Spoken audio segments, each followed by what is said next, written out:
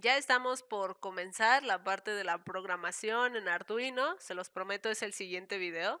Ahorita vamos a analizar cómo funciona un Arduino, porque muchas veces nosotros tenemos la tarjeta, la conectamos mal y ya se quemó, o no sabemos qué más podemos agregarle, o me dicen, es que yo no sabía que se conectaban así.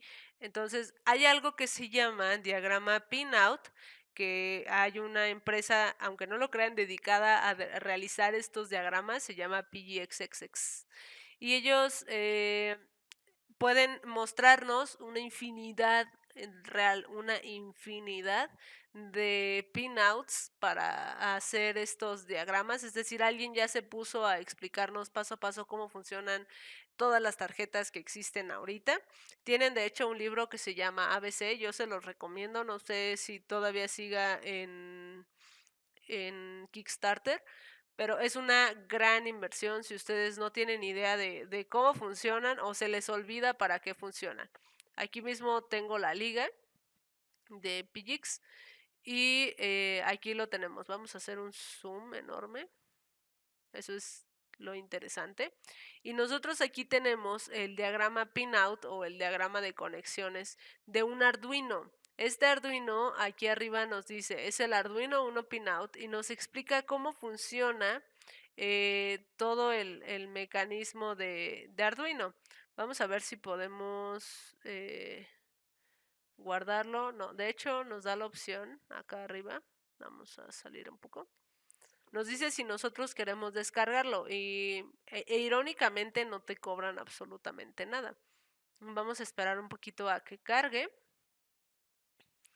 y veamos, esta empresa, yo les comento, es muy buena. A mí me gustan mucho sus diagramas porque me dicen con qué arquitectura estoy trabajando, cómo funciona, cuánto voltaje necesitan. Miren, esta es la placa, este es un Arduino 1.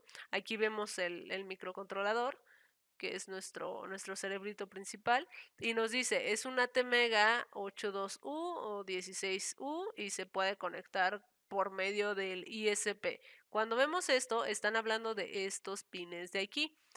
Si se fijan, nuestro Arduino tiene estos pines y muy rara vez sabemos para qué sirven. Es decir, estos elementos que nosotros podemos observar en esta parte de aquí son los mismos que están acá, pero aquí vienen explicados qué son y para qué sirven.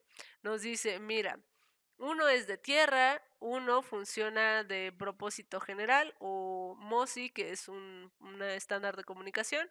Nos dice que tiene una salida de 5 volts. Nos habla también de que tiene otro de propósito general.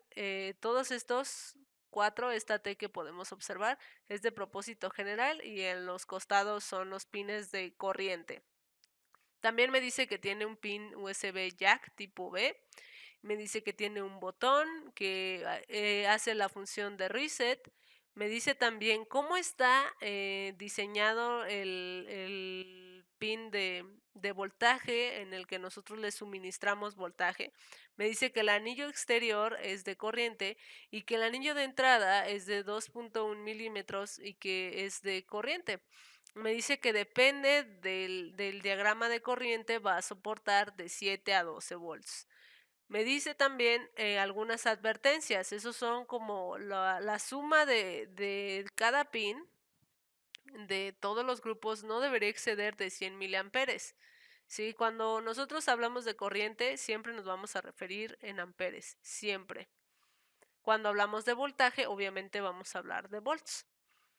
Y me dice que la corriente máxima recomendada por pin es de 40 amperes, es de 20 amperes y la máxima es de 40. La normal es de 20, la máxima de 40.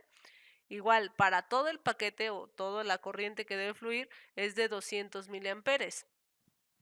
Sí, me habla también del IOREF, que es este pin que tenemos nosotros aquí. Me dice que provee una referencia lógica de voltaje para los shields o estos pequeños hats que se ponen encima del Arduino y ya no necesito hacer otro tipo de conexiones. Anteriormente eran muy comunes y muy famosos, ahora con los kits de los módulos de sensores y actuadores pues se han ido como que relegando un poco porque facilitaron, ellos mismos propiciaron ese mecanismo de sencillez para perderle el miedo a este tipo de conexiones. Rápidamente pasamos a explicar cómo funciona nuestro microcontrolador. Tenemos reset, que quiere decir que si lo ponemos en 1 se resetea y si lo ponemos en 0 pues continúa normal, ¿no? Tenemos el pin de 3.3 volts y tenemos el pin de 5 volts. Este pin de 5 volts le corresponde este GND consecutivo. A veces cometemos el error de conectar aquí los 5 volts o los 3.3 volts y conectarlo en el segundo GND. Ese error es muy común y no debería de sorprendernos. ¿Qué pasa cuando hacemos eso? Pues no va a funcionar. Y no va a funcionar porque este GND es del voltage in o del bin que nosotros tenemos aquí. Todo esto es muy sencillo de aprender cuando sabemos qué significan. GND pues quiere decir ground y ground quiere decir tierra y tierra quiere decir negativo. Por eso está en negro. Bin es voltage in y obviamente los voltajes de salida que tenemos son 5 volts y 3 volts. Aunado tenemos en este bloque completito, todo esto es como las funciones de power y las de referencia a los shields que se le puedan conectar. Tenemos las entradas analógicas y aquí me gustaría hacer una referencia muy simple. Cuando nosotros hablamos de un parámetro, estamos hablando de un rango de valores, es decir, que vamos a tener un montón de números que van a oscilar o que se van a mover en nuestro espectro. Ajá. Ese rango de valores, nosotros podemos decir es un 12.3 y luego es un 13.4 y luego es un 15.2 y ya baja un 8.1. Cuando nosotros hablamos de la palabra argumento, estamos diciendo que solamente es un valor. ¿Qué tiene que ver esto con la electrónica? Es muy simple. Si nosotros hablamos de señales digitales, hablamos de un sí o de un no. Si nosotros hablamos de señales analógicas, estamos hablando de un rango de valores, de que puede ser más de uno y de que pueden tener diferentes valores entre ellos. Entonces, ¿qué nos va a dar esto? Pues un sensor de temperatura, un flexómetro, etcétera. Hay muchísimos valores. Generalmente casi todos los sensores son los que van a funcionar de manera analógica y los actuadores son los que van a funcionar de manera digital. Hubo algo en el entremés, pasando a este lado, llamado Pulse Width Modulation o modulación de pulso de banda. Eso quiere decir que hay un equilibrio o que es un intento de simular una señal análoga en una señal digital. Es decir, cuando dicen sí, pero no. Es más o menos así. Es tratar de generar un intervalo de valores en una respuesta sí o no. Podríamos decir, es un 75% sí o un 32% no, algo así. Eso nos permite conectar muchos más sensores a partir de muchas necesidades, como tener la casa completamente automatizada, pues es cuando se requieren implementar este tipo de mecanismos aquí también, ¿sí? Cuando vemos aquí, dice, este es el receptor o RX, este es transmisor o TX. Esos son la configuración por default de nuestros pines. Y vemos de este lado que son unos pines que tienen una línea recta. Eso quiere decir que son pines absolutamente digitales. El 2 es digital, pero el 3 ya no. El 3 aquí ya tenemos como una onda, es una oscilación. Y este 3 quiere decir, igual con el signo de gato, nos dice que son pines de PWM, es decir, que son pines que también son analógicos, por así decirlo. Tenemos el pin 4, ese no es analógico. Tenemos el pin 5, el pin 6 y básicamente todos los que tengan este gato aquí son los que funcionan así.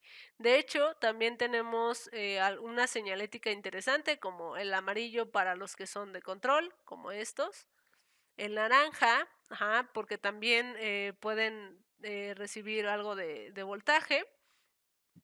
Sí, y vemos cuando son puertos seriales, sí, como SSK, que son MISO, que son MOSI. Más adelante, cuando empecemos a ver lo de los protocolos de comunicación, explicaremos qué quiere decir SSL, SDA, SSK.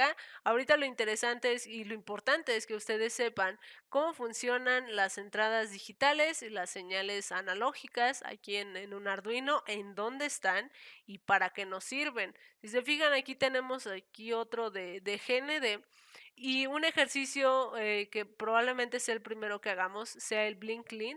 Ese nos dice, vamos a encender un LED. Esta L que está aquí es la del LED que ya trae integrado nuestro Arduino y está conectado en serie, es decir, van pegados al pin 13. Si yo aquí al pin 13 le conecto un LED de GND y al pin 13 y le digo que prende el LED, va a prender este LED y el que tengamos aquí conectado, porque están conectados en serie y eso es lo importante de nuestro conocimiento aprendido el día de hoy, que sabemos por qué sucede, a veces no sabemos por qué se prende también ese LED y es porque están conectados en serie. Si nos hubiéramos dado el tiempo de sentarnos a ver cómo funciona, tal vez eso nos habría ahorrado unas cuantas dudas. Algo que también ahorra mucho tiempo es que puede dañarse la entrada USB y ya no tengamos forma de conectarlo directamente a la computadora.